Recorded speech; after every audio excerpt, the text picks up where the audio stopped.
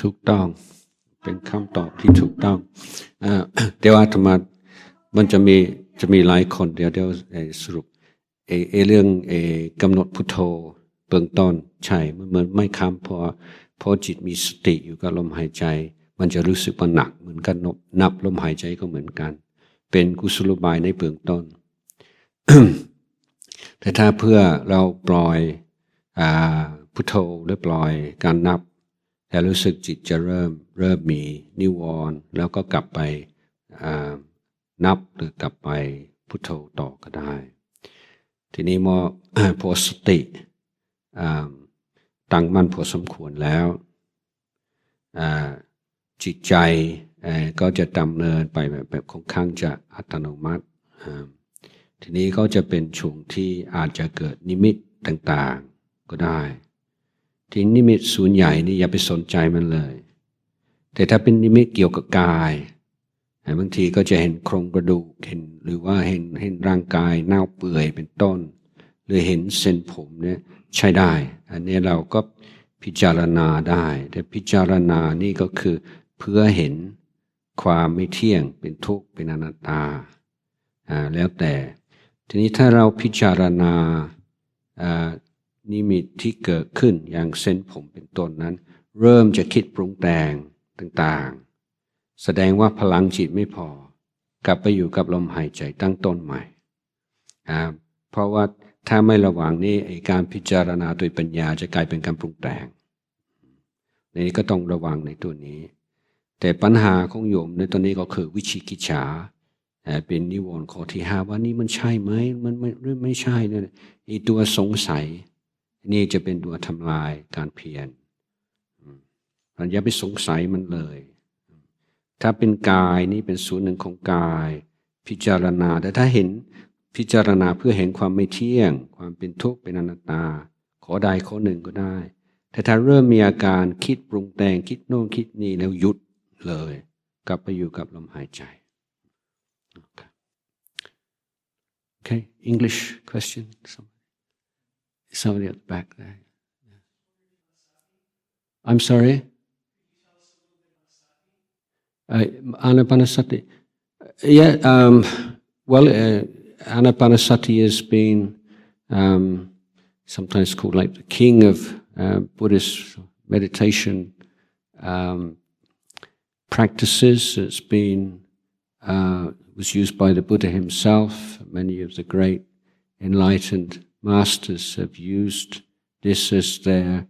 primary meditation technique. The value of the breath, well, first of all, it's always available. So you don't need sort of a great leap of faith or some intricate visualization. It's just becoming aware of something that's already there. But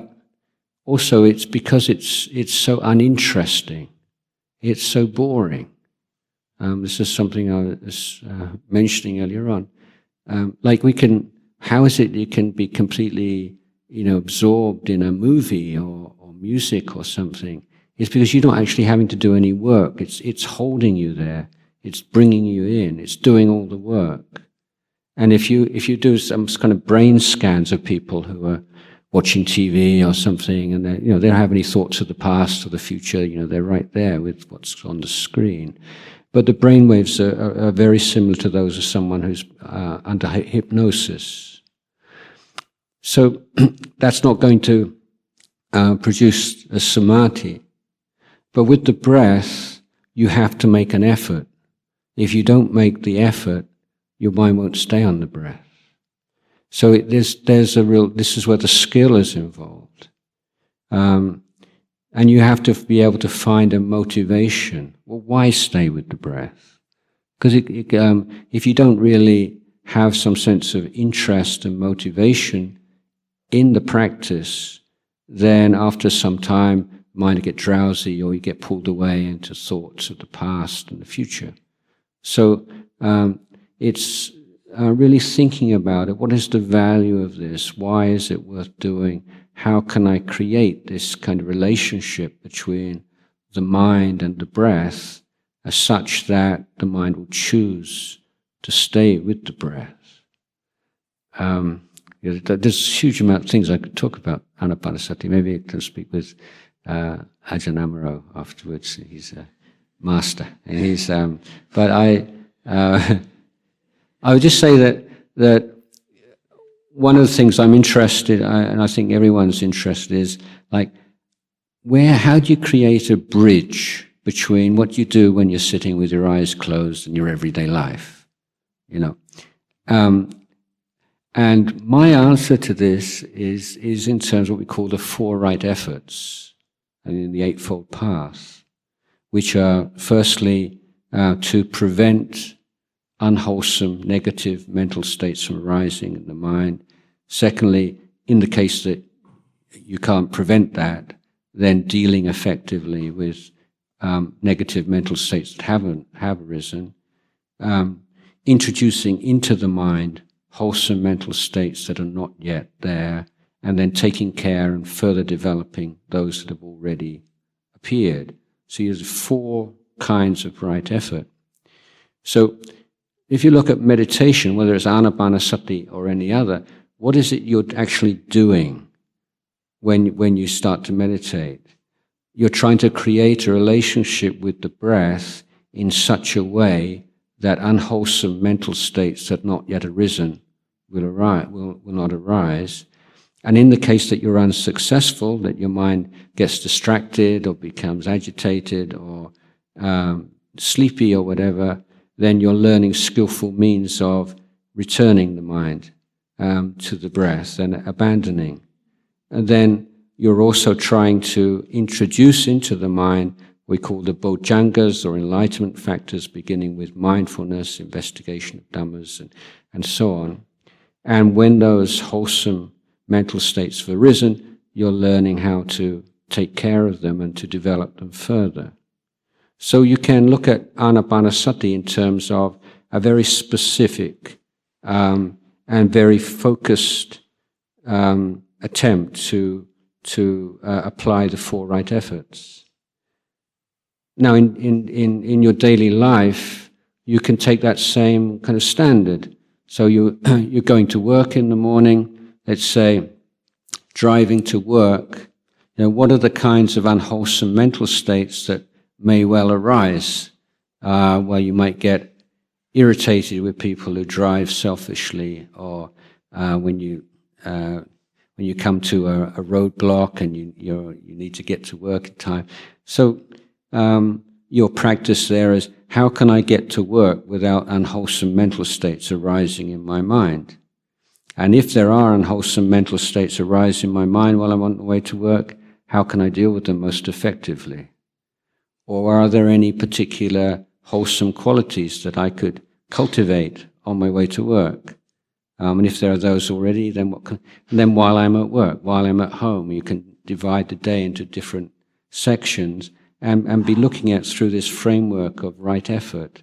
And you see, yeah, actually what I'm doing when I'm meditating, what I'm doing in terms of effort is actually, it's almost seamless. It's just in the meditation, you're setting up the conditions to make as conducive as you possibly can. Whereas in daily life, your ability to do that is very circumscribed. But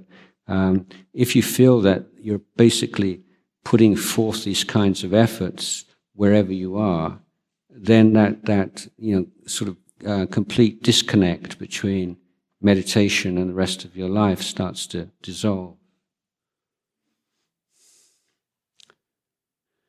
Sorry, Kingsley, it's time for another Thai question, just straight afterwards. Yeah. ภาษาไทยมีไหมภาษาไทย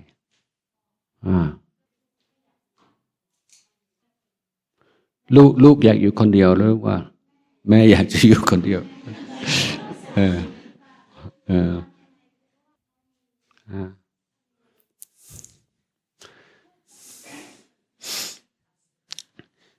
ก็ก่อนจะให้ข้อคิดที่จะพูดตรงๆก่อนเนาะสมน้ำหน้าไม่มีใครบังคับให้แต่งงานกับฝรั่งดิมันก็ นี่ก็ต้องรับผลกรรมเลยฮะ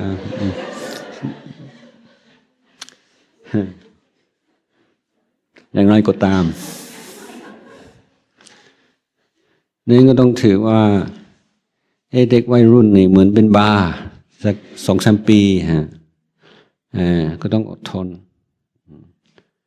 แล้วก็ ก็ต้องพยายามเอาใจเขาใส่ใจเราแต่ที่สำคัญกับเราก็สามีถึงแม้ว่าความคิดเห็นก็ไม่เหมือนกันความเข้าใจอะไรก็ไม่เหมือนกันเราก็ต้องพูดคุยกันเราก็ต้องตกลงกันอย่างในเรื่องขอบเขตการกระทำหรือว่าลูกจะออกไปเที่ยวกลางคืนว่าจะกลับมาอย่างคือที่อาตมาเห็นหลายครอบครัวก็คือฝ่ายหนึ่งก็จะค่อนข้างเข้มงวดอีกฝ่ายหนึ่งค่อนข้างปล่อยฝ่ายเข้มงวดเห็นอีกฝ่ายหนึ่งปล่อยก็เลยเพิ่มความเข้มงวดฝ่ายปล่อยก็สงสารลูกก็ยิ่งปล่อยคนนี้ก็ยิ่งปล่อยก็ยิ่งเข้มงวดยิ่งเข้มงวดก็ยิ่งปล่อยแล้วลูกก็สับสนใช่ไหมคือเราก็ต้องตกลงกับสามีในบางอย่างแล้วก็ต้องคุยกับลูกว่าอันนี้ลูกเข้าใจแม่ไหมแม่ก็มีความเป็นห่วงอย่างนี้อย่างนี้เราจึงคิดอย่างนี้แม่คิดถูกหรือเปล่าถ้าแม่คิดไม่ถูกช่วยบอกให้เหตุผลแล้วก็ประชุมกันทั้ง3 คนและบางครั้งนี้ก็ต้องหาเวลานี่3 คนเนี่ยไปเที่ยวต่างจังหวัดด้วยกันแบบออกจากสิ่งแวดล้อมที่คุ้นเคยแบบแต่ขึ้นไปธรรมชาติไปแคมปิ้งไปอะไรที่มันปิดโทรศัพท์ปิดอะไรต่ออะไรแล้วให้มันสร้างความสนิทสนมกันให้เป็นเพื่อนกันมากขึ้นในจนกระทั่งแลกเปลี่ยนอะไรได้ทีนี้มันก็ต้องยอมรับว่าไอ้เลี้ยงลูกในช่วงนี้จะยากแต่ว่าต้องอดทนนะเพราะว่ามันไม่นานหรอกถ้าลูกมีพื้นฐานที่ดีนะมันเป็นธรรมชาติของลูกแบบต้องคือเขายังไม่รู้ลูกก็ไม่ใช่ผู้ใหญ่ก็ไม่ใช่เขาไม่รู้เขาคือใครเขาอยู่ยังไงยิ่งเป็นลูกครึ่งด้วยมันก็จะมีส่วนเป็นอังกฤษดึงไปทางนี้ส่วนเป็นไทยก็ดึงไปทางนี้มันก็น่าเห็นใจนะเพราะนั้นเราก็ต้องอดทนให้ความอุ่นแล้วก็ให้เขาให้เวลาพูดคุยแต่ไม่ต้องไปสั่งสอนอะไรมาก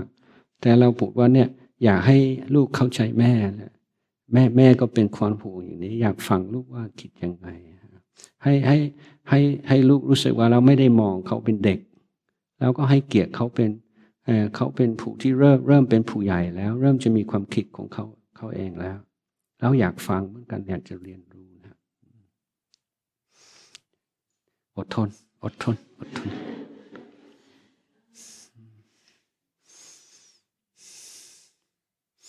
Sorry, there was some Kingsley.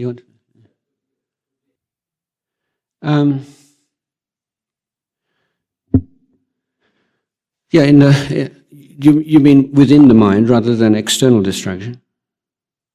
Both, yeah. Well, it's like if you're walking along a busy road, you don't have to knock everyone out the way. You just walk between them. Yeah. So it's don't make a thing out of it. That's just the world. It's like that. Yeah. And this famous story, Ajahn, everyone knows the story Ajahn Chah. It's not that